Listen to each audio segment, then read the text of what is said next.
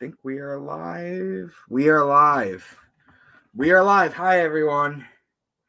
Monday night, 8:41. I know it's a little late, but I thought, you know, I'm leaving in 2 days, so I wanted to get one more interview out there. My brother, my very good friend, was an honorary doctorate in, well, what we're about to talk about. So let me bring him on. Hey, bud. Hello. Hi, Hey, man. everyone. Hey, okay, so here's the best way to do it. Take us through. So I've read a book called The Flower of Life by Junvela Melchizedek. It talks about the mining of the gold, and just like that's where I first heard it, and that was like almost 20 years ago, to be honest with you. That's where I first heard it, from the Flower of Life book. But then I started hearing it elsewhere. Um, and obviously, I would like you to explain the story, if you can, to everyone, just to catch them up to speed with before you started figuring out what you're figuring out now. Sure. Okay, so the flower of life is actually a combination of 12 spheres. Each sphere is enveloped in, different elements and stuff like that. Some are gas, some are air, some are water, and this and the other thing. What what we're going to talk about today is the Nibrutians, or the people of Nibiru. Okay, now what did if you we refer to them as the Anunnaki. Mm-hmm. There's also another sect of them called the Yagiji. Now, but we're going to concentrate on the Anunnaki for today because the ones who came from Nibiru to the Earth were called the Anunnaki. Those who came, Anunnaki, to Earth. Those who came from above to Earth. Right. Key is the Um, word for Earth, right? right, and then the other ones, there were other Nibirusians that first were here to mine the gold in the beginning, that went to Mars, which they refer to as uh, Ilamu. Mm-hmm. Lamu, I'm sorry. Okay. They're Igiji means the watchers in the language of Mm-hmm. Anaka, which is the language of the Anunnaki. It's also been known as Enochian. It's been known as ancient Sumerian. Um, Believe it or not, the Sumerian that we know today is actually not as ancient as the original language. But I digress. Okay, so basically, and I know I've said this before, this is where the fantastical becomes actual. You have a race of beings that, much like ourselves in the past, have had issues with their atmosphere. We needed to find ways to fix the atmosphere. We now the hole that was in the atmosphere over Mexico is now all but healed and whatnot. We did it through means of less carbon pollution in the air and this and the other thing, and it repaired itself. Now the Anunnaki, or we'll refer to them as the Nibrutians as the Anunnaki, they had a problem with their atmosphere. Now Nibiru, I know that since we were children, we were always told there was 9 planets, and then we lost Pluto, and this, that, and the other. There are actually 12 planets in our solar system, and that's an actual fact. You can look them up. There's 3 extra ones outside of Pluto, um, but they're considered mini planets. And then there is what a couple friends of mine from Caltech discovered, a Planet X. I'm sure most of you have heard of that. Planet X is Nibiru. Okay, now you can go online and they're going to say there's no actual proof of it, and it's conjecture, it's this, it's that, and that's mainly because they don't want you to understand that Nibiru has a circular or oval, an oblong orbit that takes 3,650 years to rotate the sun once. The people of Nibiru call this a shar. We would call out each rotation around the sun to be a year. They call it a shar. That's how they measure their life cycle. Um, in the beginning, you had Alalu. They had a monarchy on Nibiru. Alalu was the king. When things started to happen with their atmosphere, he needed to fix it. Alalu was usurped by Anu, which is who we know as being the head of the Anunnaki, the eldest of the Anunnaki. When he was usurped in fear of his life, he then boarded one of their celestial ships. When he boarded the celestial ships, he tried to do something that no other of the Nabrusians were able to do, and that was to be able to find Ki. It was said that in their religion, they have a religion where they worship the 12 planets. Each planet has the spirit of, is one of their gods. That's why every one of the planets has its own name. And for the immediate purposes, the only ones who And their really need to. characteristics. We were just talking about this the other night. This is the beginning of astrology. Right, exactly.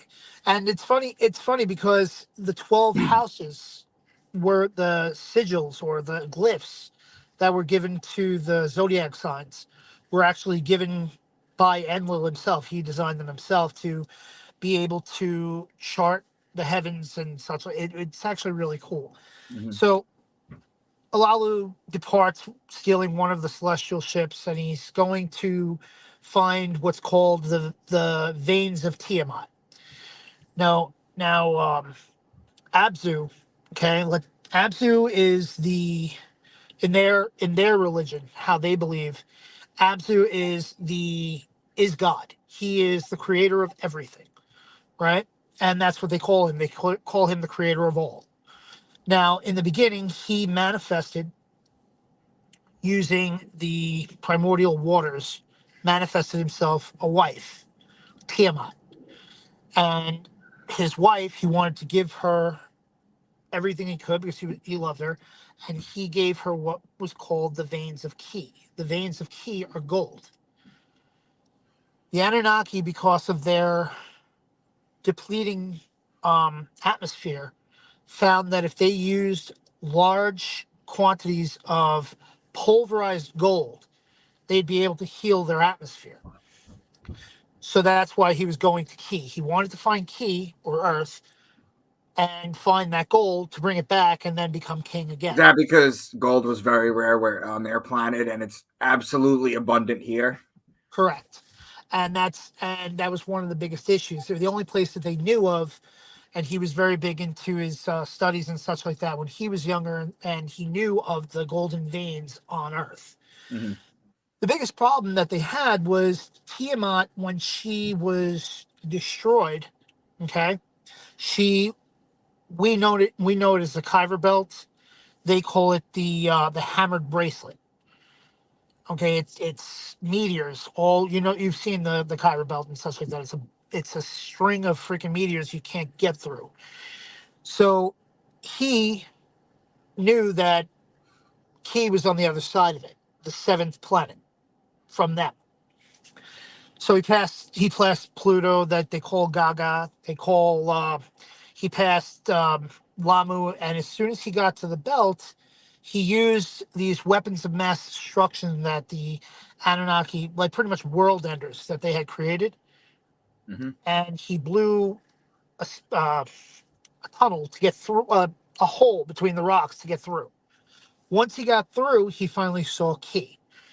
When he landed on Ki, he found that he there was air to breathe, and that there was food, there was fruit, there was animals, and he called back to Nibiru and explained to them that, okay, I found a planet that is abundant in gold. Anu said you didn't have to leave. Your life was not in danger. Anu had no desire to kill him. So he said, I want to be your king again. I'm going to save Nibiru, and my people will love me again. I want to be their king. So he sends a sample back to Anu. They analyze it, and they decide, okay, he found gold. He actually did it. He did what every other Nibrusian couldn't in the past. He found Ki. So now they knew they have to go through the hammered bracelet as well. Anu sent his eldest, Enki. Enki had a brother, Enlil. Enlil was the heir to the throne, even though he was younger, because Enki was the product of Anu and a concubine, where Enlil was actually between Anu and the queen. He was the first born with royal blood on both sides. But being that Enki was older, Anu wanted to send Enki because Enki also is a very scientific mind, and he found that he knew that he'd be able to do what needed to be done. So Enki decides to create a celestial ship that uses water to move the rocks, move the meteors of the Kuiper Belt. Um, he gets to the Kuiper Belt and he blows a nice path between it. And unfortunately, by the time he got to where he was going, he found that he wouldn't have enough water to come back. He didn't know what they were going to find on Earth or whatever have you, so they stopped on Lamu, which was Mars. And at that time, and you're going back 400, no, almost 500,000 years, well, 450,000 years, okay? Mars was just like Earth. It was abundant in, it was oceans, and it was it was all kinds of species from that planet, but they were there. It was beautiful. They refill the water and they head back towards Earth. You get to Earth, he meets up with Alalu. Alalu um, was Enki's wife, Nimkina's father. Nimkina, being that she married him on Nibiru and such like that, gave Enki sons, who was Marduk and the others, and they'll come into play later. So Alalu was very happy to see Enki, and Enki was very happy to see his father-in-law. And he showed him the lands, and that with the rest of the Anunnaki that came with him, they started naming the birds, naming the animals, naming these things and such like that. And he says, okay, we need to find the pockets of gold. So they started searching for it. They started finding pockets of it, especially in what he called what in the area that is now Africa. Um, and he named it the Abzu because he was able to find such abundance in gold. And Abzu was the one who gave the gold to, having a brain fart, to the mother of all, the mother, what do you call it? Tiamat. Once he found the gold in abundance, he was able to bring it, and they were able to send it back to Nibiru. Got back to Nibiru, they ground it up, they dispersed it into the atmosphere, and it healed the atmosphere. Now, Nibiru, they knew that there was going to be issues in the future because it wasn't completely stable. They were going to need more gold. So this time, Anu sends both of his sons. But this time when they come back, knowing that they were able to heal the planet, Alalu said, now I want to be king. If you come here and I will help you, I should be assured that I will be allowed to have a battle with you, Anu, and one of us will become king. Both sons come back. They're kind of ignoring this whole thing. They just want the gold. They want to do what they got to do. Alalu is kind of, you know, in a pissy way and whatnot because he's not getting what he wants. Anu says, okay, Enki, whose name before he came to Earth was Ea, okay, he became the Lord of the Earth, and he named Enlil the commander of the Earth. So everything that Enlil said went. Everything that Enki wanted to do had to go through Enlil, but he controlled the movement of the gold and everything else like that. After a while, they started building not cities so much as like fobs or what you would call bases. Mm-hmm. Okay, like a big base, Eridu being the first one. From Eridu, they created Nibruki, they created Sipper, and they created Eden. Now, as they started building these bases, each one had a different purpose. In Sipper, they had what do you call it, where they would do the naming of the animals, the gathering of the animals, and that kind of thing. In Nibruki, they created a communication between them, a direct communication between Earth and Nibiru. In Eridu, that's where they started to cultivate foods and such like that. They brought the seeds from Nibiru to be planted there and such like that. Um, After a while, An came to Earth. Anu came to Earth, rather. Anu said, you know, she was so happy to see his sons. She's like, finally, we're going to be able to do this. And Alalu says, I thought you said, and I was promised that I was going to have a, a fight with you to determine who's going to be king. So they fight. And Anu beats him and puts him down. This is seen by his sons and by the other members of the Anunnaki and such like that, so it can't be denied. And Anu, being the victor, goes to walk away. Halalu decides to bite his nuts off. Really? Yes. So he's unable to have any more children. So, being the fact that now Anu is the sole king of Nibiru, but now can't have children anymore. But his balls in the stomach of Alalu are now poison for Alalu. He's going to die. It's going to take time, but he's going to die. Enlil wants him dead. Anu is listening to both of his sons, even though he's enraged because now he doesn't have balls. And he tells he was going to put him to death. The sentence was going to be death. And Enki spoke to An and said, after all he's done, it would be in bad faith. Even though he has done wrong, banishment would be a better punishment. So he sends him to Lamu, to Mars, to die and be alone.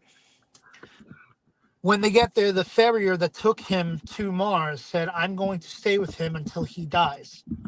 And when he dies, on your next pass, on the next shore to come back to Earth, please stop here. And if you find me, then I'll come with you back to Key. If not, then I'll have died with my king, and I will then be known as a hero. So he goes there. And when Alalu finally does die, he creates a beautiful burial chamber. Now, if you look at Mars, you'll see that there's the famous face of Mars. Everybody's seen it. There's been pictures of it. You can look it up online. Look up face of Mars. The face was the face of Lalu. And Ninma, the sister of Enki and Enlil, when she was coming back, as promised, she stopped at Lamu to see if the farrier was alive. He was dead, but she used her abilities. She was a geneticist. She knew how to wield the powers of life and this, that, and the other thing. She was able to bring him back. She had to fill him with she used crystals to imbibe the body with life. It took 60 times to do so, but he finally awoke. When he awoke, he was strong again. Then he went to Key with Ninma. Now, Ninma arrives on Earth, and she greets her brothers. Her and Enlil, they fall in love. Now, yes, that's her brother, and they were in love. They had a child together. They had 2 children together. Enlil has issues, and Ninma also was supposed to be with Enki, as she was his half sister. And on Nibiru, to keep the royal bloodline, as it was here for a very long time, royal blood would sleep with their half sister and keep the royal line going, as to not have retarded children or whatever have you. So this goes on. There's a lot of back and forth and whatever have you, and I'm going to move forward a little bit. They bring the Anunnaki. They keep building all these bases on Earth. They keep bringing more and more Anunnaki, and eventually, the Anunnaki decide, this is too much work. This is insane. It's not that we don't want to work. It's just the toil is so much. We can't do it. So Enki and Ninma get together, and they're like, well, what if we created a being that would be able to do the work for us, toil for us. Enlil was against this. He said it's not natural, that you can't create something from nothing. You're not the father, you're not the creator of all. And Enki said, well, there is such a being, there is a beast in the earth that we can genetically change with our essence. We can give them the essence of Nibiru, and we can make them so they'll be able to, do our toils, do everything that the rest of the Anunnaki don't want to do. So they start working on it. They find primates and what do you call it? Monkeys, gorillas, that's such like that, and they start infusing them. Now the first two were born and they had issues and they died. They weren't able to see. The next ones weren't able to digest. The next one, they kept trying and trying. Eventually, they had um, they had Adamu and I forget the female's name. And from them, they were perfect. They brought them to what do you call it, to Nibriki, to show them off to all the other Anunnaki and everything else like that. We've done it, we've done it, we've done it. And then thereafter, they told them they wanted them to mate to create more. They were unable to. So they said, okay, maybe what we need is an Anunnaki womb, being that it's from the essence. Instead of using the womb of the other primate, we'll use the essence from uh, Ninma. So she said, I'll carry the baby. So she carries the baby and stuff like that, and it's born, and it's even more perfect than before. So they now realize they were able to correct what they had done using her womb and part of Enki, his life's fluid. They were able to create another human being that was able to reproduce. Mm-hmm. But they still had issues. They weren't as articulate and whatever have you, but they were beautiful. Enki, when they started procreating and stuff like that, they had seven females, seven males, and they continued. You had Adamu, who was the oldest, and you had his wife, who was the oldest female, and stuff like that. They both basically were the tribal leaders, so to speak, of what they called the Lulu. That was the original name they gave to the uh, the human beings, to be the toilers and such like that. As beautiful as they were, Enki decides he's going to sleep with two of these humans, and he does, and they give birth to half humans, half full Anunnaki, half full human. The names of the children were, one was a male, one was female, from two different women, and one's name was Adapa, and one's name was Titi. This is what we know as Adam and Eve. Okay. Now, he said, no one can know of this. No one can know that Adapa is my son, and no one can know that Titi is my daughter. No one can know of this, especially not Enlil, because he would lose his mind and he would destroy all of them. But I've made them. I've made them in my image, and they can articulate, they can talk, they can learn, they can do all the things that they were never able to do before. Anu learns of this. He tells his father about it, and this and the other thing. And Anu says, I'm so happy you finally accomplished your accomplishment. I want Adapa to come to Nibiru. Now, Enki, knowing that he is born of his seed, if he goes to Nibiru and he partakes in the life-giving fruit or any of the wine or any of the things that they have there, he will then become immortal. He'll have the gift of long life like the Anunnaki, who will become like the Anunnaki. And that wasn't what he created, and that would go against everything that he had said that he wasn't going to do. So he has a son Marduk, and I I forget the other guy's name, but he has them escort them. Uh, Ningazi and Marduk escort Adapa to Nibiru. Before they leave, though, Enki gives Marduk a special tablet that is only to be given to Anu and to be told to read it alone. The tablet spoke of the fact that, what had happened, what had transpired, that Adapa was actually of his seed, and that should he do anything, he'll become as the Anunnaki.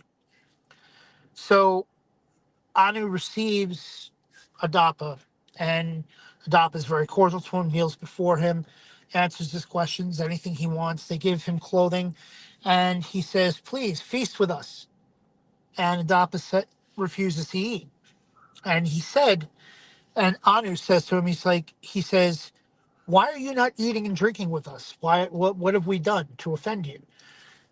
And he said, "Nothing, my lord. My lord Enki has forbidden me to eat or drink anything while on Nibiru." And um, Marduk goes to his grandfather. This might explain it. This tablet might explain it. So Anu goes to his quarters and reads it and learns of it. And he comes out and he says, "There will be no feast. Get Adapa back to Ki as fast as possible." So he does, and he goes back. And now Adapa stays human and then gives birth to more human beings and such like that. And it keeps going on. Now, Anu said, "I'm so happy you did this. You made man in the image of us." So that's where we get that we were made in the image of God. When people say we were made in his image, that's where it comes from. A lot of the Bible's stories, a lot of them, come from these ancient texts. You have to understand, like, when I got my doctrine, it was for the reason that I was able to prove beyond the shadow of a doubt that the Egyptian pyramids in Giza and the Sphinx itself is older than Egypt. The Egyptians had nothing to do with the building of them at all. They weren't even around yet. They predate the Sphinx, and the pyramids predate Egypt by roughly about 27,000 years. Roughly, if you go by our history, like what we see, like human history only dates back about 4,500 years roughly. And if you go by the Shars, the pyramids were created during the 123rd Shar, along with the Sphinx.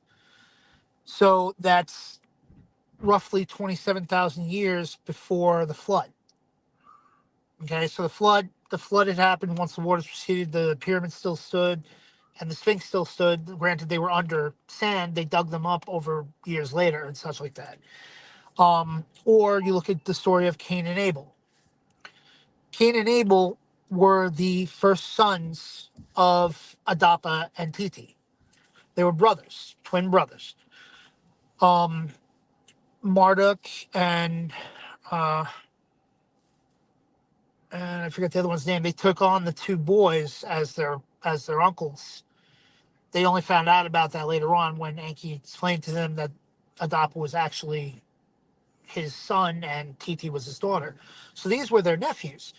So one took him and taught him how to use grain, and taught him how to plant, and taught him how to do all these things. Marduk took the other one and taught him how to use sheep, and taught him how to use this, that, and the other thing. Now their names were Cain and Abiel, and that's where they get Cain and Abel. The names were Cain and Abiel. Abiel was taught how to, you know, raise sheep and kill them and use their wool for clothing and this, that, and the other thing, while Cain was taught how to, plant seeds and grow seeds and this, that, and the other thing. Both were very beneficial, but because of the ability to bring meat and such like that, Abiel was a lot more popular and was praised more.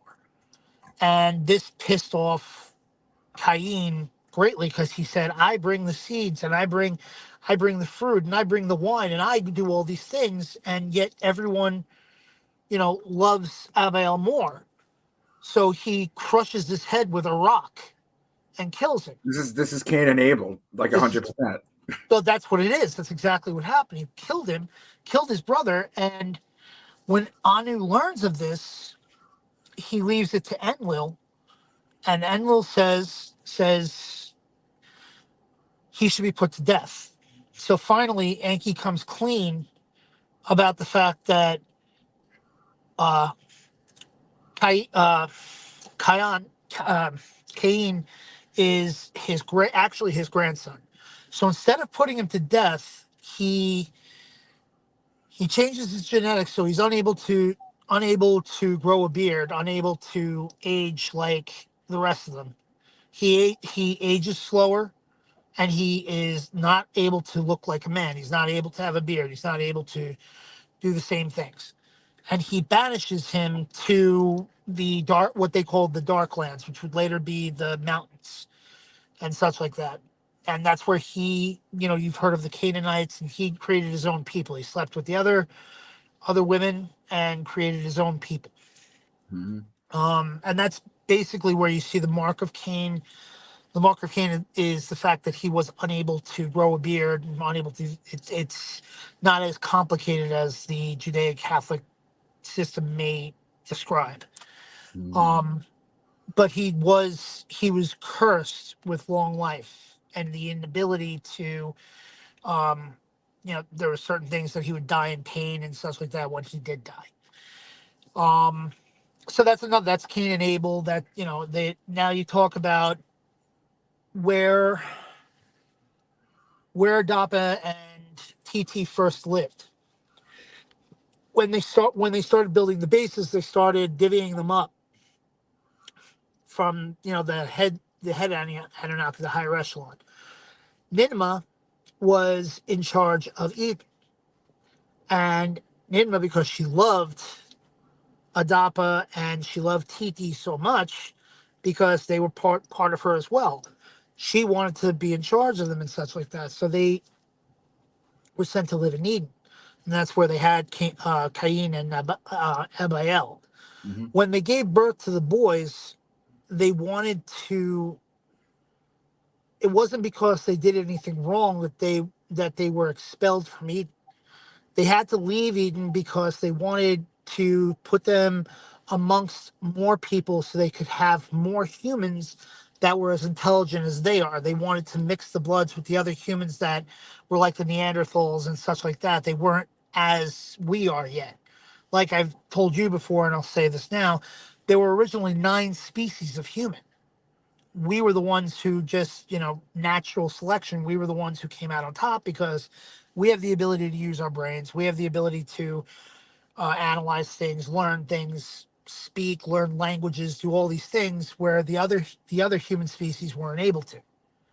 So that's why they wanted them to mix with the rest of them. They wanted to have more intelligent humans. And that was the whole purpose of it. Mm-hmm. So if you fast forward now, we get back to the Sphinx, and we get back to the pyramids. Now there were people. There were people like us at that time that worked for the Anunnaki, and they helped them not build the pyramids and stuff like that. The Anunnaki, Ninmah especially, Marduk and Ningishita, and a bunch of the other ones. They were the ones who built the pyramids, and the pyramids were a means of communication. They created the caps out of orichalcum, which was a mixture of metals found from Nibiru and gold, and they mixed them and it became a conductor. Now the pyramids themselves, the reason why, if you research the pyramids, they do not have extravagant paintings on the walls. They don't have anything that the other pyramids do. They weren't burial chambers. They weren't meant for that. They're machines. Originally, water flowed under the pyramids, and they were able to use the atmospheric energy, similar to like what Tesla did, to be able to harness the energy and focus it. It was said in the tablets that you could see the beams of light coming from the pyramids from miles around. The Sphinx, when the pyramids were finished, was built because they were in the age of Leo. They built it. The head is the depiction of Marduk, who brought peace and prosperity to everyone and stuff like that. That was the honor that he was given. And I know you've spoken about you know, the astrological Leo being facing this way and such like that. The reason why the Sphinx is facing the way it's facing is that it would always face the landing platform to greet the Anunnaki as they came to Earth. So originally that was all cedar lands and such like that, cedar trees and whatever have you. A great platform was built there that's still apparently there somewhere. Even after the flood, the Great Deluge and such like that. And we're getting to that now too. Um, so there was peace amongst the people and such like that. There was descendants upon descendants upon descendants from Adapa. Adapa was born in the 93rd Shar. He died in the 108th Shar. So you're looking at 10, 15 Shars at 3,600 years apiece. So that's I get it. 15. Yeah. Yeah, he was old. But Right. they had long life. That was the whole thing. He was always going to have long life. You look at the King's List that was found in Iraq, or where Mesopotamia used to be. The King's List, you'll see that this one ruled from this time to this time, this time to that. They had 20,000 years in life, this many years in life. And it wasn't because of any magic scepter or anything else like that. It was because of the fact that they were the seed of Enki. And as they kept progressing in generations, the long life that Adapa had became smaller and smaller and smaller. It was bred out, which they knew was going to happen anyway. And that's why now we're down to like 100 years. Even the best of us will only live at most 120 years, and we age, which they don't. Um, so now we get to the flood. The flood predates Egypt as well. And what happened was they started seeing storms as Nibiru was completing its last shard. Now, every time Nibiru came between the Earth and Mars, it caused issues on either Earth or Mars. But in the beginning, it was just either storms, or it would be earthquakes, or it would be things that they could handle, nothing that was too crazy. During the shar prior to the flood, when it passed through Mars, Marduk had said it is now inhabitable. It's nothing but dust storms. There's no more water. There's no more foliage. There's no more food. The Igigi can no longer live on Mars. We have to live in Key, or we have to go back to Nibiru. Mm-hmm. Enlil, who had grown so to hate human beings because it started off where, they were in the image of the Anunnaki, and now the Anunnaki, because of the atmosphere on Earth, because of the carbon-based life forms, which they weren't, their genetics were starting to be altered. They were starting to age, and that upset Enlil in a great way. He said, "We don't need them anymore. Let them all die." Now, the one that we call Noah was his name's escaping me right now. They have another name for him, but he was one of Enki's great grandchildren and a descendant of Adapa. And he said to him, he said, Enlil said to Enki, "Do not tell them it's happening. Let them die. What happens, happens. Take an oath." Every Anunnaki took the oath except Enki. Enki said, "You're the commander of Earth. Why should I have to take an oath? You said it, so therefore it shall be done," right? Okay. So he never takes the oath, and he doesn't break the promise either. What he does is he goes to um, Ziasudra's, that's his name, Ziasudra. He goes to Ziasudra's hut, doesn't go inside, doesn't actually see him, but speaks to the wall of the hut. "Ziasudra, awaken. It is your Lord Enki. I speak to this wall, and I hope that you can hear me. I cannot see you, and I cannot speak directly to you. Just listen to what I'm saying. I'm going to give you a tablet that has the makings of a great vessel that will be able to withstand the waters that are coming that will drown the entire earth. And that's the whole premise behind Noah's Ark. Ziusudra had all of his family and all the surrounding families do this with him. They built this great vessel within 7 days. Mm-hmm. Now, you got to understand, these people at that time were living with the Anunnaki. They had the advancement, they had the ability to build great structures in a very short period of time. They only had 7 days until this happened. So they built this beautiful big vessel and stuff like that, and then they had the time, a couple days, to gather whatever animals they could, whatever anything they could get, the trees, the any seeds they could get from anything, any plants, any animals, anything, a pair of them. And they took the seed of every single being that they found, and Enki stored it in great chests, the essence of every single being on earth. That way they would never be lost. Even if they did die, he'd be able to recreate them after the deluge.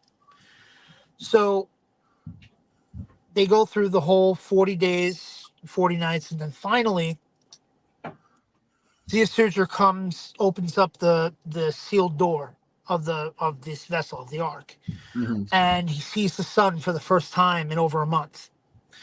And the winds have calmed. The earth is still covered in water. He sees nothing but ocean in every way, shape, and form.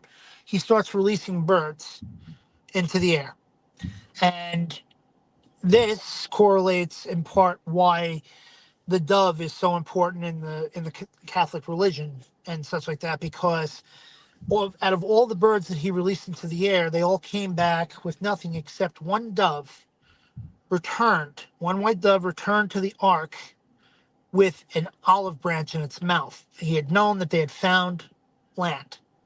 So he called upon um, Ziusudra to tell them which way to go. And Ziusudra came from the celestial vessels above the earth to Ziusudra and told him where to go. They get to the highest peaks of the mountains were the only things that were visible anymore. They were islands now. They weren't mountains anymore. They were just islands amongst this giant ocean. They found actual land, and he was so thankful to Enki, so overwhelmed with joy, that he took one of the sheep and they slaughtered it as soon as he found land in an offering to Enki. Enlil and Enki wanted to assess the damage. They came back to the earth. They were looking at everything. Everything was covered in mud. Everything that they had built, had all been buried under mountains and miles of mud and dirt and everything else like that, which is why it's so hard for us to find these artifacts and why they're buried so deep, but they're there. They keep unearthing these things that are beautiful and that could never have been made in those times with the tools that we had, because we don't understand, or what now is being proven, that these things, you're not talking about thousands of years, you're talking about hundreds of thousands of years old. The first Shar was 450,000 years ago. And these things were being built from that time forward. So you're talking about ancient ruins that have survived that many centuries, and then we keep pulling them up out of the earth. And yet people are still like, oh, well, yeah, no, it couldn't be aliens. You say aliens, all of a sudden everybody's, oh, no. I know you had some questions on the reliefs, and one Yeah, of I the, wanna. You know what? We're gonna when I get down to Florida, we'll set up a part 2 for this. I'm gonna let okay, you. I'm gonna let you for the rest of. We got what 16 minutes left. Finish okay, out with the Anunnaki backstory, and then we'll get into what you think is gonna happen in the future next time. okay, sounds good. All right, so Um, I'll let you finish your story any way you feel set to do so about well, okay, them. so now you're moving forward from the deluge, from the flood. Man is recreated. Enlil finds out about it. He's pissed off, but then he's like, okay, well, I mean, they're giving us an offering. They respect us. They love us. There aren't so many of them anymore. And hopefully that, now we'll be able to rebuild and do things the way we need to and whatever have you. Ninma swears up and down as she watched all of the people of the earth die in this deluge. She swears because she loves her creation. She swears she'll never let it happen again. It's never going to happen again. The Anunnaki gradually keep descending, descending, descending back to Earth. The Igigi now have to also come to Earth because they cannot any longer survive on Mars. It cannot be inhabitable. So now you have the Igigi who they're like they come and they don't want to toil. They're loyal to Marduk. Marduk was the commander and lord of Lamu, and he, they basically do whatever he says. They are very thankful to Enki, but they hate Enlil. That said, Marduk falls in love with a human woman. Now, this, as he is, what do you call it, a royal son of Demkina and a royal son of Enki, he could possibly be a contestant for the throne of Nibiru. It would be between him and Nagashita, who's the son of Enlil.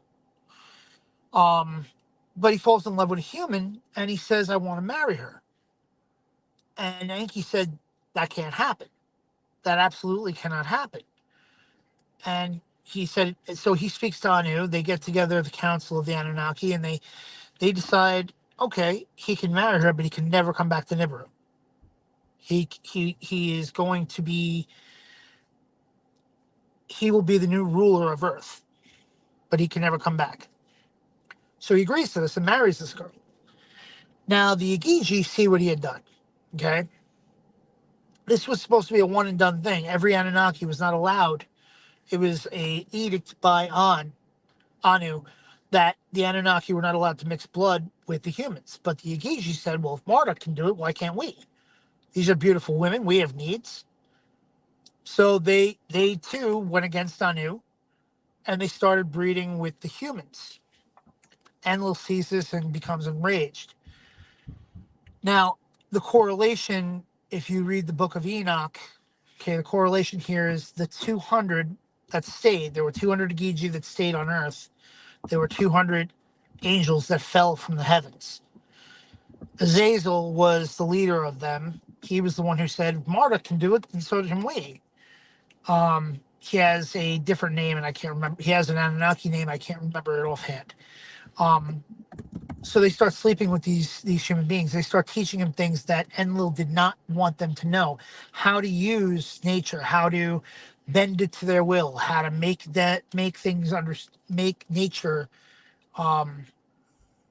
because as they believe in their religion, Ki is a living, breathing entity. There is ways to communicate with Ki. There is spells, if you will, or means of vibration to speak to the earth to make it do what you want it to do. This was never supposed to be known to humans, ever. The Lulu were never supposed to be given the secrets of the Anunnaki. They were taught how to live.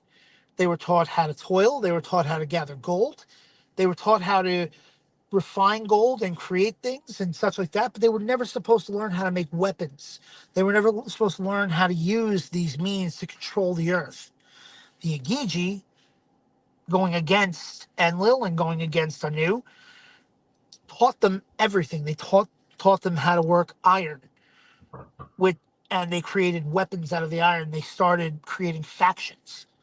Now, that's also where the Nephilim came from. When the Igigi slept with the human women, they started creating these giants because you had a mixture of carbon-based life form with these. The Anunnaki themselves weren't necessarily giants. They were 10 feet tall, but the ones that they were creating, the half human, half Anunnaki, these were huge beings, some of them reaching 25 to 30 feet tall. And they had some of the abilities of the Anunnaki and they had some of the abilities of human beings. They were able to do these things that no human being should have been able to do. Now, you might contemplate why Adapa and Titi weren't this way. Adapa and Titi were created by Enki. They were engineered. They were like, once he found out that he impregnated these two women, they genetically were able to engineer and refine the humans to be just like the other humans, except they had the ability to use their brains, to articulate, to speak well, to learn. This is what Enki created with Ninma. They controlled the birth. They controlled it. It wasn't just what the Geisha were doing, just sleeping with these women, and whatever is will be, whatever will be will be. They controlled the births of these two to actually create the humans that we are. Um, so that's the correlation with the Book of Enoch and such like that. The 200 Geisha were the 200 fallen angels. It it always fascinates me how people will believe in angels. They'll believe in some people even believe in magic and this and the other thing. But when you say the word alien or terrestrial, the conversation is just done. It's so fantastical that that's what they don't believe. People that are religious, and you know how I feel about religion, they're religious. They believe in God. They believe in the angels. They believe in all this.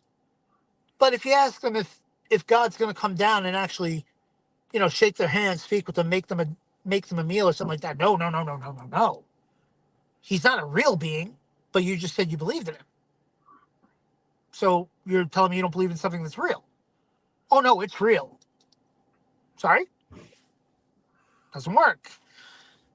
The gods that we refer to, the Anunnaki, if you look at Egyptian history, the first time, what the Egyptians refer to as the first time, was when the Anunnaki and the Igigi walked amongst them and taught them and was there with them. It wasn't somebody that they prayed to, just all, they didn't kneel down by their beds and hope that they heard them. They wouldn't hear them that way. They actually could go to their temples, to their homes, and ask them for help, speak with them, be taught by them. And they were amongst them every day. They walked amongst them, teaching them things, showing them things, this, that, and the other. That was the first time. And if you look it up in Egypt, the deluded and delusional religions of today all have the same thing in common. They all believe in I'm sorry to put it this way, it's like an absentee landlord kind of way of God.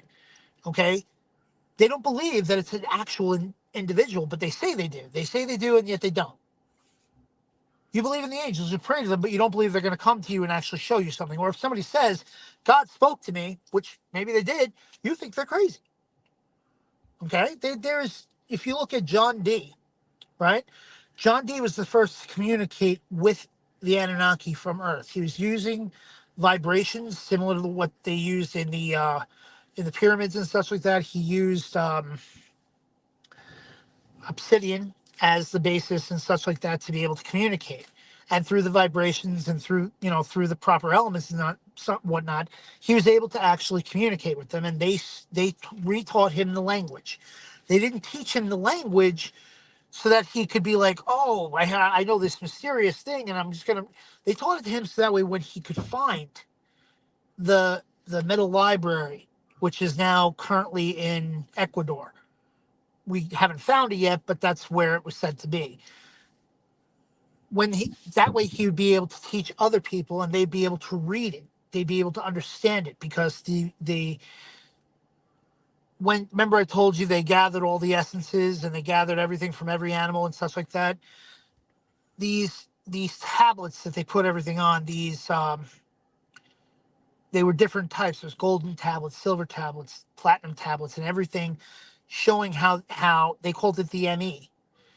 Mm-hmm. And the ME shows you how to create us genetically. It shows how to create all of the beings on Earth genetically, how they did it, what you needed to do it, how they used crystal powers to do, like energies, to be able to do it. And it's that was the whole purpose of teaching him the language. Now people say he's crazy too. That's nuts. That didn't happen.